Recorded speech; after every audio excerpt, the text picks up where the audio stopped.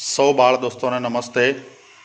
હાલમાં ઉનાળાની ઋતુ ધમધોકતો તાપ લઈને આવી રહી છે અને માણસ જાત એ પોતાના શરીરને બચાવવા માટે અને પોતાની સગવડો માટે ઠંડક મેળવવા માટે તો ઘણી બધી વ્યવસ્થા કરે છે, જેમ કે એસી, કૂલર, પંખા અને યોગ્ય ઉપકરણોનો ઉપયોગ કરી અને પોતે આ ગરમીથી બચી શકે છે। પરંતુ આ વનવગડામાં રહેતા જાડે ફરતા જે પક્ષીઓ છે, પ્રકૃતિની શોભા છે, એ પક્ષીઓ ક્યાં જતા હશે બચવા માટે? ત્યારે નાલંદા વિદ્યાલય ઘોગંબા તરફથી અમારી શાળાના વિદ્યાર્થીઓ માટે સુંદર મજાના ચકલી માળાઓનું અહીંયા એક ભેટ આપવામાં આવી છે અને ચકલી માળાનું અહીંયા ભગવતીબેન એનું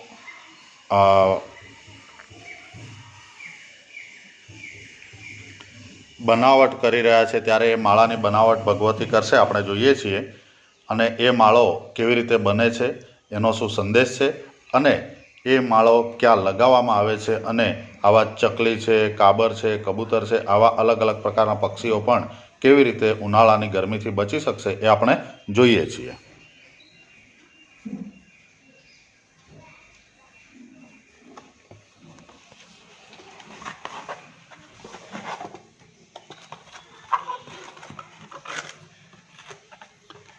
અલગ અલગ પ્રકારના મોડ આપવામાં આવેલા છે અને અલગ અલગ પ્રકારના મોડ આપીને 1 2 3 4 ક્રમ ગોઠવી અને પોતે એક સુંદર મજાના ચકલી માળાનું નિર્માણ કરી રહી છે।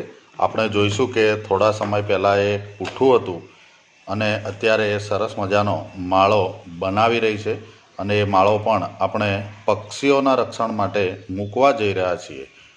ખૂબ સરસ રીતે એની બનાવટ થઈ રહી છે અને એ બનાવટના ભાગરૂપે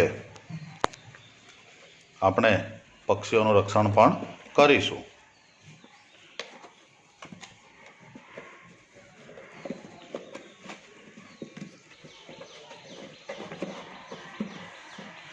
સરસ અહીંયા સુંદર મજાનો માળો પણ તૈયાર થઈ ગયો છે। આ માળો આપણે દેખી રહ્યા છીએ એમ બંને બાજુ ચકલીઓ પણ બેઠી છે। એ સ્કૂલનો સિમ્બોલ પણ અહીંયા છે અને એ માળામાં અલગ અલગ